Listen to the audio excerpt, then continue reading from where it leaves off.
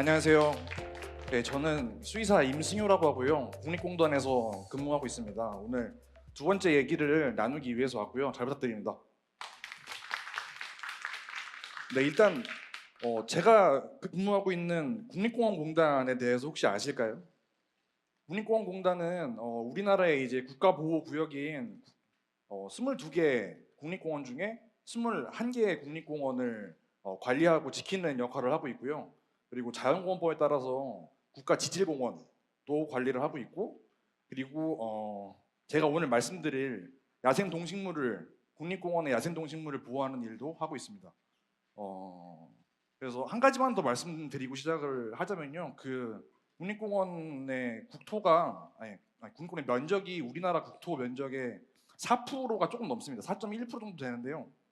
여기에 우리나라 야생동물이 얼마나 살고 있을까요?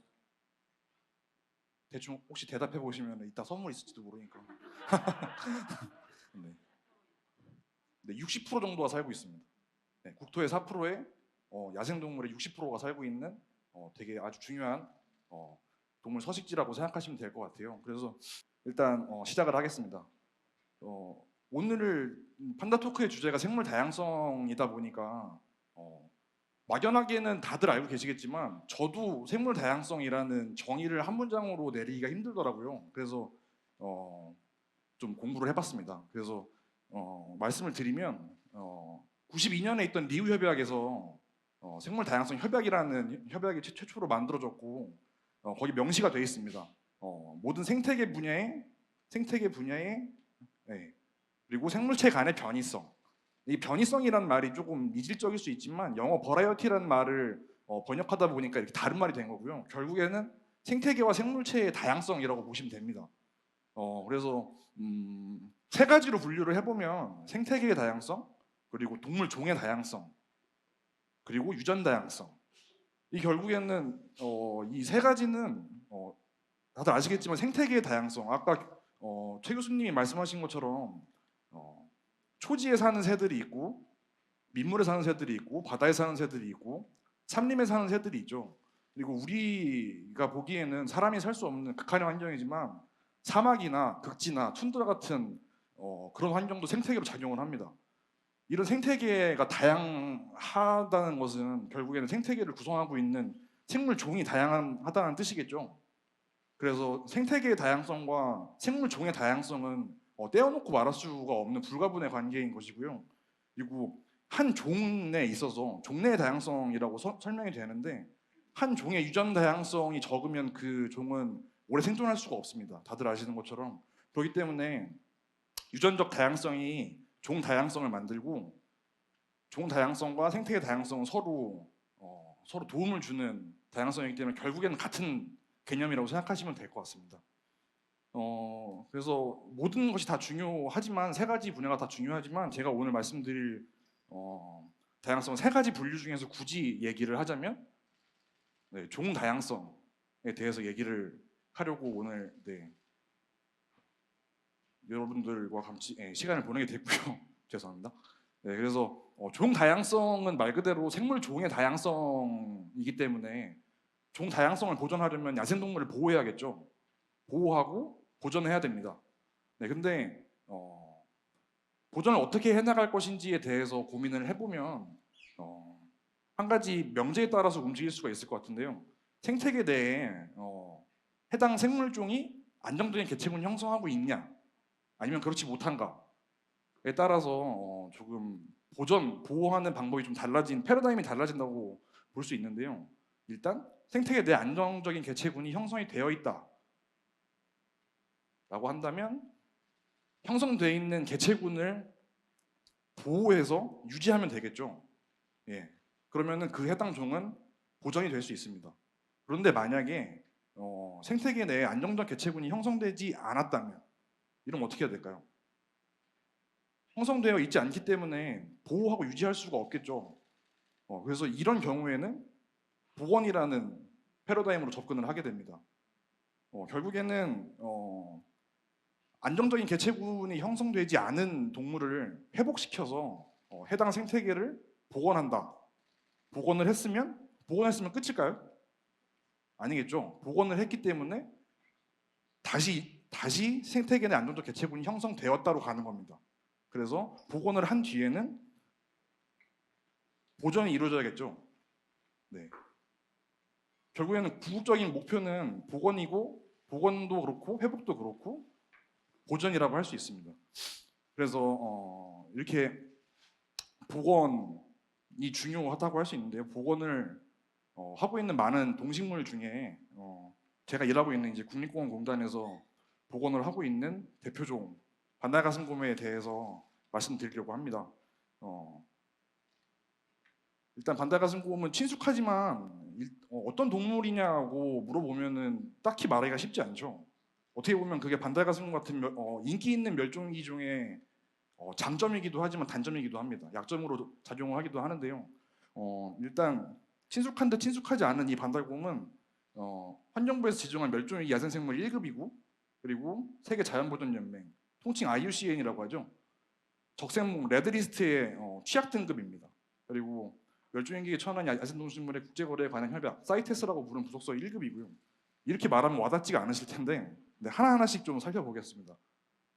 일단 환경부에서는 그 환경적 요인이나 인위적인 요인에 의해서 멸종위기에 이미 처해 있는 동물들을 멸종위기 야생생물 1급으로 지정을 하고요.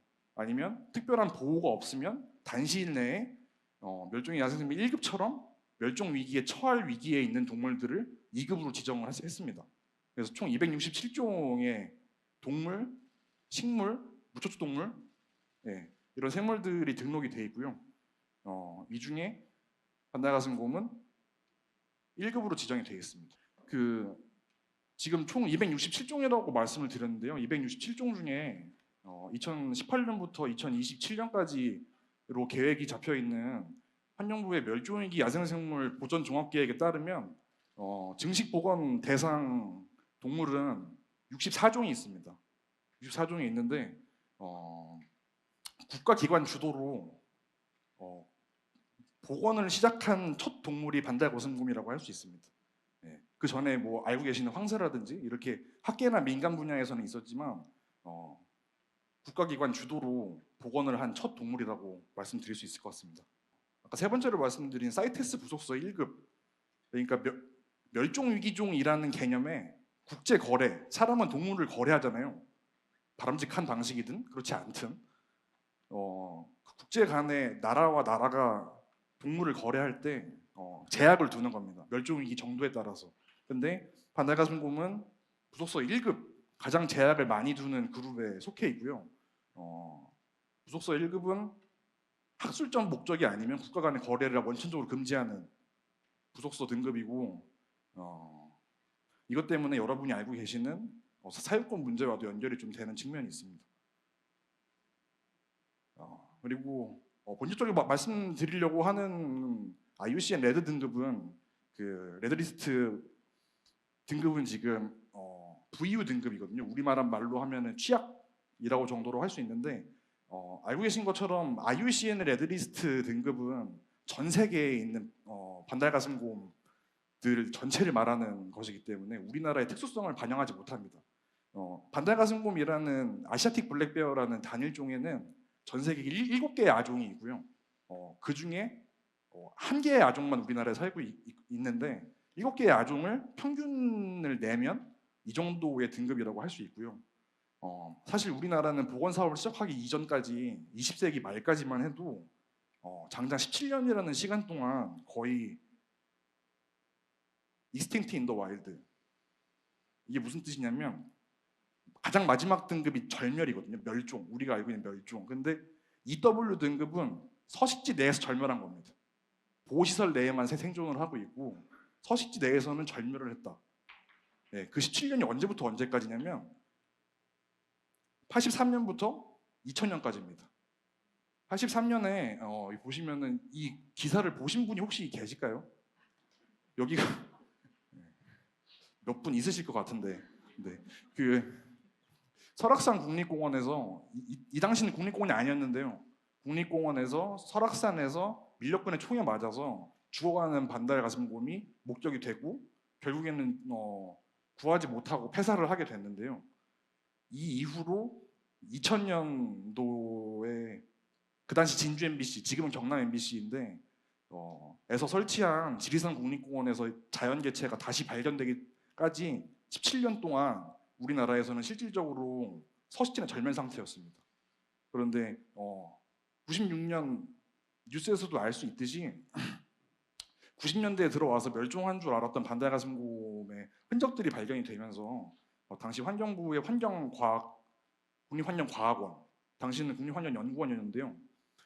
그 기관에서 조사를 하다 보니까 이 뉴스는 10마리라고 되어 있는 건 중간 버전이고요.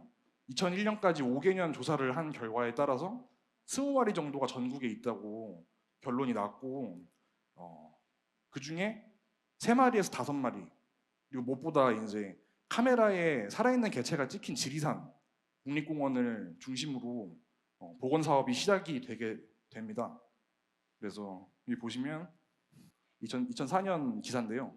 2001년부터 준비를 해서 2002년, 2003년 사전 연구를 거쳐서 2004년에 본격적으로 러시아 연해주라고 되어 있는데요.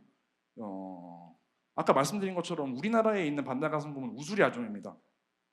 이름에서도 알 수 있듯이 러시아를 중심으로 분포하는 종이겠죠. 그래서 우수리 아종은 우리나라 한반도, 그리고 중국 일부, 그리고 러시아 극동 지역에서 서식을 하는 아종이기 때문에 러시아에서 시작을 해서 그 이후에는 북한, 그리고 중국, 그다음에 또 러시아, 이런 식으로 해서 2020년까지 도입이 이루어지게 됐습니다. 일단 아까 말씀드린 것처럼 지리산에서 17년 만에 반달가슴곰이 발견되기도 했지만 굳이 지리산 국립공원을 복원 대상지로 잡은 까닭은 지리산 국립공원은 우리나라의 1호 국립공원이자 1대 국립공원입니다. 1대 국립공원이 무슨 뜻이냐면 우리나라에서 가장 큰 면적을 자랑하는 산악형 국립공원이라는 뜻인데요.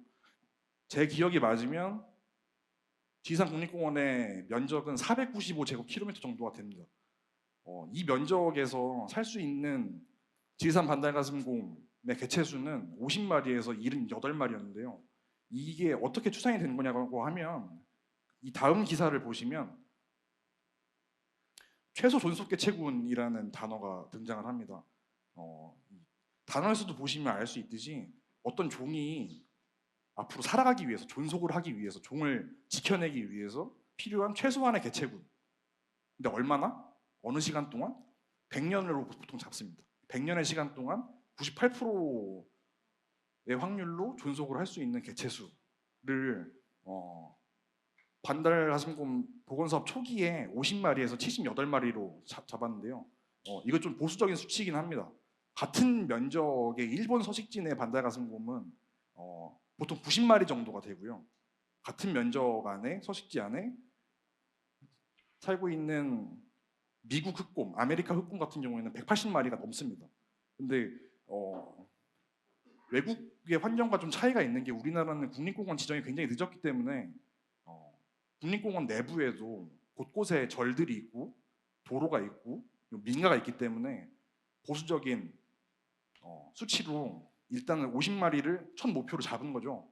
그래서 구체적으로 말씀드리면 2020년까지 최소 존속 개체군인 50마리를 달성하는 것이 목표였습니다. 그런데 저희가 자랑을 한번 하자면요. 여기 보시면 2020년까지로 잡았던 목표가 2018년에 달성이 됐습니다. 네. 그래서 감사합니다. 사실 저는 2018년에 입사를 했기 때문에 제가 기여한 건 거의 없고요. 네. 저희 선배님들이 많이 고생하셨다는 말씀을 좀 드리고 싶었습니다. 그래서 2004년에 6마리가 들어왔거든요. 러시아에서 6마리가 들어와서 2018년에 50마리가 되기까지 어떤 일들이 있었는지 좀 말씀을 드리고 싶은데요. 많은 분야의 일들이 필요합니다. 일단 사라져가는 종을 복원하는 것이기 때문에 유전학을 중심으로 하는 학술 연구가 굉장히 중요한데요. 이거는 그 해당 아종의 정체성, 그러니까 우수리 아종이라는 증거가 필요하겠죠. 증거가 필요하기 때문에 사실은 초기에는 검사를 할 수 있는 방법도 없었습니다. 레퍼런스가 없기 때문에, 참조 자료가 없기 때문에.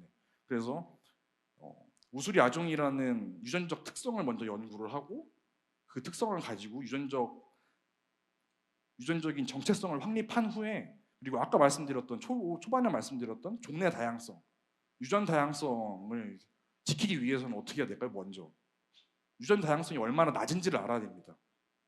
얼마나 낮은지를 알아야 적정 수준까지 끌어올릴 수 있는 역설적으로 말하면 조치를 취할 수 있기 때문에 그런 연구가 굉장히 중요하고요.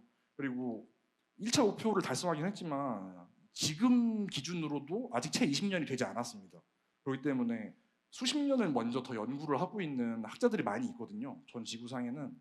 그래서 국제 곰학회라는 학회가 따로 있을 정도이고 그래서 국제 네트워크를 형성하는 것도 굉장히 중요합니다.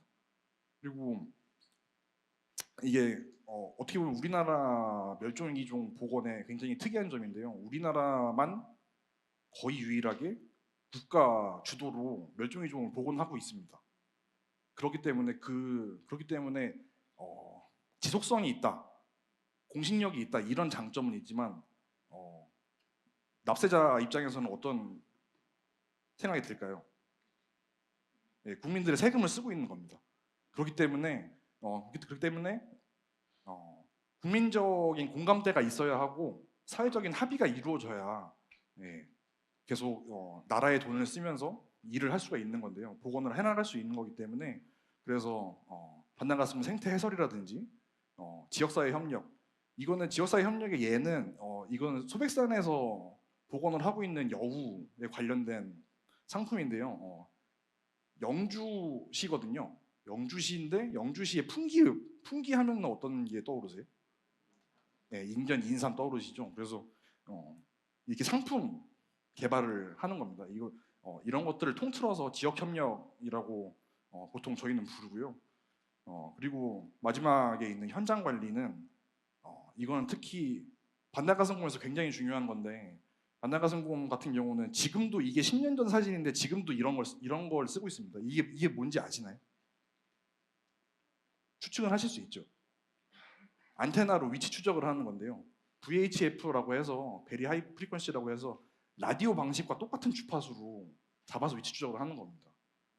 물론 지금은 CDMA 방식이라 해서 핸드폰 기지국을 사용할 수 있는 방식도 있고 위성을 사용하는 GPS 방식도 있는데 이 방식이 이렇게 우리나라의 높은 산, 깊은 골, 짜기를 넘나드는 반달가슴곰에는 거의 무용지물이라고 보시면 됩니다. 그래서 오늘도 내일도 어제도 저희 직원들이 항상 산을 타가면서 돌길을 운전해 가면서 이렇게 위치를 추적하고 있고요. 최소 존속 개체군을 달성했다고는 하지만 큰 동물이 국립공원 사람이 다니는 구역에서 활동을 하고 있기 때문에 위치 추적은 매일매일 해야 되고요. 그리고 이렇게 추적을 하려면 발신기가 있어야겠죠. 발신기를 달기 위해서는 또 포획을 해야 되고 자연환경에서 포획을 해야 되고 그리고 포획을 가면서 홍보물이 이런 지역사회 홍보물과는 다르게 지금도 국립공원에서는 동물들 못지않게 불법 구역을 넘나드시면서 이 약초를 캐시는 분들이 많은데 그런 분들 하나하나까지도 소중하기 때문에 접근 금지 현수막을 붙이면서 일을 해야 됩니다. 그래서 이렇게 현장 관리 업무도 굉장히 중요하고요. 이런 일들을 통해서 2018년까지 14년 동안 1차 목표를 달성을 했고 그 과정에서 있었던 일들을 좀 카테고리별로 좀 말씀을 드리고자 합니다. 일단 복원을 하기 위해서는 수적인 증식이 필요하겠죠. 필요하기 때문에 증식의 역사를 좀 말씀을 드리면 첫 번째는 2009년인데요. 2009년에 반달가슴곰 첫 출산 이거는 자연 환경에서 지리산 국립공원 내에 방사된 개체들의 첫 출산이 확인된 것입니다. 이 말은 무슨 뜻이냐면 당연히 암컷곰이 있고 수컷곰이 있으면은 결혼을 해가지고 아기를 낳는 거 아닌가요? 이렇게 말씀하실 수 있지만 맞는 말이고요. 이거에 의미를 부여하자면 아까 말씀드렸던 2004년에부터 들어오기 시작한 도입이 된 외부의 반달가슴곰들이 정착을 해서 개체군을 형성하고 최초로 2세대를 탄생을 시킨 겁니다. 그러니까 도입이 성공적으로 이루어졌다고 할 수 있겠죠. 네, 다음 뉴스는 2018년 뉴스인데요. 세계 최초로 반달가슴곰을 인공수정으로 시설 내에서 탄생을 시켰습니다. 2009년에 첫 출산이 확인된 것이 1세대 개체들의 도입이 성공적으로 이루어졌다는 뜻이라면 이 두 번째 인공수정으로 반달가슴곰을 탄생시켰다고 하는 건 계속 등장을 하게 되는데 종래 다양성인 유전 다양성을 증진시키는 첫 단추를 첫 단계를 이뤘다고 할 수 있습니다. 그냥 유전 다양성은 결국에는 암수쌍의 무작위화, 무작위 조합을 만드는 건데 그러면 그냥 계속 자연 번식으로도 할 수 있는 거 아닌가요? 이렇게 생각을 할 수 있지만 사람과 똑같습니다. 동물은 결혼 정년기에 있는 남녀를 만나게 한다고 알아서 결혼하지 않죠. 그렇죠? 예. 얼굴도 봐야 되고 성격도 봐야 되고 그래서 되는 경우보다 안 되는 경우가 훨씬 많은데 동물도 마찬가지입니다. 똑같습니다. 아무리 번식기가 있는 동물이라고 해도 암수가 만나면 무조건 쌍을 이루는 것이 아니고 자연환경에서 특히 이런 작은 개체군에서는 제한된 번식쌍만 계속 번식에 참여하기 때문에 번식은 계속 이루어지는데 번식쌍이 제한되어 있기 때문에 계속 유전 다양성은 줄어드는 되게 아이러니한 현상이 벌어지기 때문에 인공수정으로 새끼를 탄생시키게 되었고요.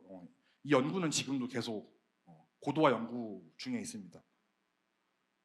그리고 이 다음부터는 좀 안타까운 얘기들을 좀 소개해 드릴 건데 여기 자연 불인이라고 돼 있죠. 이 불인은 어질지 않다, 어질 인자인데요. 어질지 않다, 어리석다 이런 뜻이 아니고 마음이 없다 이런 뜻입니다.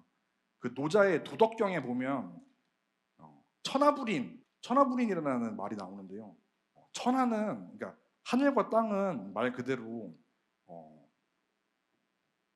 불쌍히 여기고 미워하는 마음이 없기 때문에 사람이든 돌멩이든 물이든 물고기든 날짐승이든 길짐승이든 똑같이 여긴다 이런 뜻이거든요. 그래서 이거를 왜 여기다가 인용을 했냐면 반달가슴곰을 복원하는 사람의 입장에서는 복원을 하기 위해서 멸종위기종을 잘 보호해서 훈련시켜서 자연에 방사를 했죠. 그러니까 우리는 당연히 앞으로 좋은 일만 있기를 바라고 앞으로 번성하기를 바라고 복원 사업이 성공하기를 바라고 그리고 이런 것을 이해하지 못한다고 하더라도 자연에 방사된 반달가슴곰들도 자기들이 새로운 환경에 던져지기 때문에 천수를 누리고 행복하게 살다가 삶을 마무리하기를 바랬겠죠. 하지만 이제 자연 환경은 자연의 한자 아시죠? 스스로자 그러하련 스스로 그런 존재이기 때문에 복원 사업을 진행하고 있는 우리의 마음도 그리고 새로운 환경에 살게 된 반달가슴곰의 마음도 살피지 않는 겁니다. 그래서 어떤 일이 발생을 했냐면 대인 깊이, 대물 깊이 이런 표현을 저희는 쓰는데요.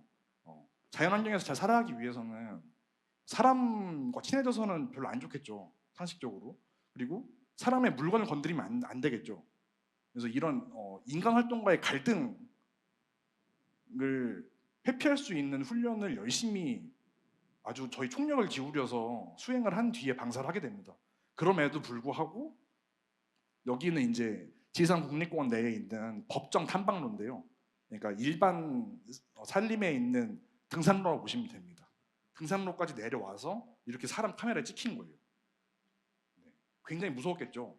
네, 이거 찍으신 분 굉장히 무서워하면서 찍으셨고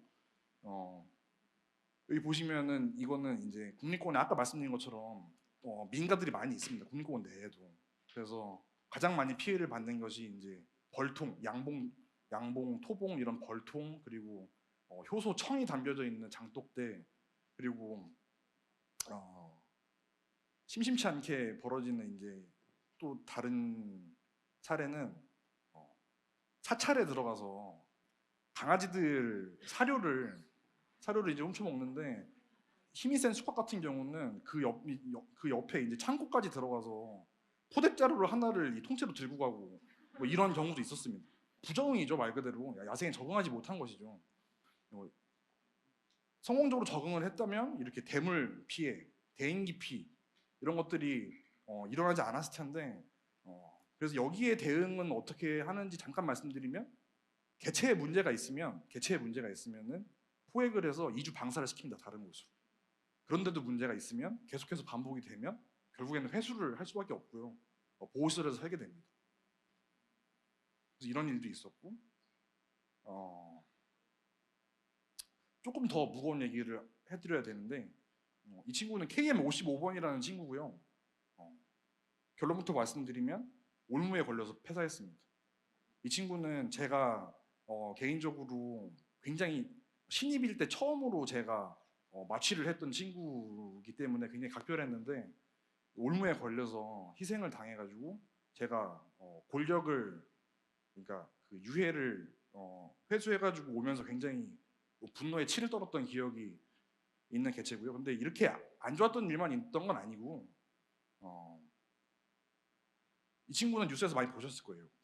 KM53번이라고 하는 친구인데 이 친구는 최초로 국립공원을 벗어남과 동시에 도 경계를 넘어서 경북에 있는 김천 수도산까지 한 번도 아니고 무려 세 번을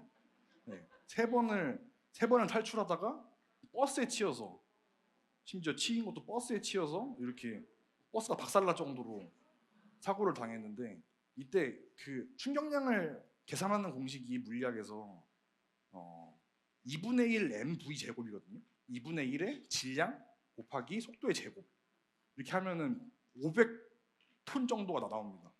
근데 여기서 살았어요. 이걸 견뎌내고 여기가 이제 상완골이라고 하는 것인데 여기에 내조각으로 보시면 분쇄골절, 분절골절 이런 식으로 말을 하는데요. 이렇게 된 채로 생존을 해서 겨우겨우 구조를 해왔고요. 이 상태로도 일주일을 도망 다녔습니다. 도망 다녀서 수의사 3명이 투입을 해서 진짜 산을 곰처럼 타면서 겨우 구조를 해가지고 데리고 내려올 때도 제 체형을 보시면 제가 어떤 업무를 제일 잘할 것 같으세요? 제가 곰 드는 거를 되게 잘하거든요. 이 친구가 이때 110kg였어요. 지금은 이제 170kg인데 110kg인 곰을 또 메고 산을 내려왔던 기억이 있고 산 내려와서 끝나지 않았죠. 5월 5일에 사고를 당해서 5월 12일에 구조가 됐고 5월 14일에 수술을 했습니다. 수술을 9시간을 진행을 했고요. 다행히 수술이 잘 돼서 재활훈련을 통해서 최초로 반다가스곰 최초로 여기가 수도산인데요. 김천 수도산에 방사를 하게 됩니다. 지리산 국립공원 외 구역에 방사된 첫 반다가스곰 세계였고 미지의 세계를 개척한 선구자라고 할 수 있습니다. 네. 이날이 8월 27일인데 비가 엄청나게 많이 왔는데 그 비를 뚫고 미지의 세계로 나아갔습니다. 지금 이 친구는 180kg 육박하는 더 큰 어른이 돼가지고 잘 살고 있고요. 참고로 작년 기준으로 충북 영동까지 갔습니다. 그리고 사실 제가 시간 조절에 실패해가지고 다음부터는 아주 간략하게 말씀드리겠습니다. 그리고 이 친구는 아까는 53번이었고 이 친구는 KF52번이라는 친구인데요. 아까 처음에 말씀드렸던 55번과 마찬가지로 올무에 걸렸지만 이 친구는 다행히 빠르리 발견이 되어서 이쪽 손, 그러니까 왼쪽 팔 정도를 희생하고 살릴 수가 있었습니다. 근데 이때가 9월이었거든요. 2017년 9월이었는데 보시면 여기 팔에 올무만 걸린 게 아니고 올무에 와이어가 달려 있죠. 와이어가 감겨서 이쪽까지 다 털을 다 밀어버리고 이 친구도 밤새도록 봉합을 해가지고 살려서 나갔는데 팔이 없는 채로 나무굴에 올라가 새끼를 낳았어요. 곰의 번식 생리를 잠깐 알려드리면 여름철에 짝짓기를 하고 바로 새끼를 낳는 게 아니고요. 지연착상이라고 해서 수정란이 자궁 내에 부유하고 있다가 겨울철에 동면을 할 때 빠르게 착상을 해서 미숙아 상태로 아이를 낳습니다. 그래서 그 상태로 끌어안고 젖을 주면서 모유를 주면서 겨울잠 상태를 보내고요. 한 3개월 정도 있다가 이런 상태로 이제 봄을 맞이하는 건데요. 무려 새끼를 2마리나 낳은 거죠. 임신을 한 상태에서 하루 종일 마취를 하고 수술을 하고 재활훈련까지 하고 그 스트레스를 다 견디고 출산을 한 겁니다. 근데 이게 왜 새로운 세대라고 하냐면 이 친구는 그 2004년에 들어왔던 1세대 반달가슴곰의 딸이니까 2세대고요. 이 새끼들은 3세대인데요. 올해 확인된 바에 따르면 이 아까 보셨던 이 친구가 새끼를 다시 낳아서 최초로 4세대가 탄생했습니다. 그러니까 18년 만에 1세대에서 4세대까지. 그리고 보시면 79마리로 돼 있죠. 아까 말씀드렸던 50에서 78마리였던 최소 존속 개체군을 초과했습니다. 네. 그래서 이제는 정말로 새로운 지평이 열리게 됐고요. 그래서 이제는 정말로 아까 말씀드린 것처럼 복원 이후에 보호 유지를 생각할 수 있는 단계가 시작되는 것이 아닌가 조심스럽게 예측을 좀 드리고 싶고요. 저희는 국립공원에서는 반달가슴곰을 오늘 말씀드렸지만 2004년 반달가슴곰, 그리고 2006년에 설악산에서 사냥, 그리고 2011년에는 덕유산에서 멸종위기 식물, 그리고 2012년에는 소백산에서 여우를 복원하기 시작했습니다. 이게 어떤 의미냐면요. 아까 말씀드린 것처럼 결국에는 생물 다양성의 보존은 종내의 다양성으로 건강성이 담보된 종들을 많이 보존을 해서 종 다양성을 확보를 하고 종 다양성을 담보로 생태계 다양성으로 가는 총체적인 생물 다양성 보존으로 간다고 했을 때 저희가 하고자 하는 멸종위기종 복원 사업은 이런 단일 종들의 복원뿐만이 아니고 이런 핵심 종들이 되는 단일 종들을 복원함으로써 결국에는 우리나라 생태계의 중심, 육상 생태계의 중심인 백두대간 생태축을 복원하는데 그 궁극적인 목적이 있다고 말씀드릴 수 있겠습니다. 네, 그래서 제가 준비한 내용은 여기까지고요. 네, 준비한 내용은 여기까지고, 네. 반달가슴곰과 인간이 국립공원을 평화롭게 공유할 수 있는 날이 될 때까지 근무하고 싶습니다. 감사합니다.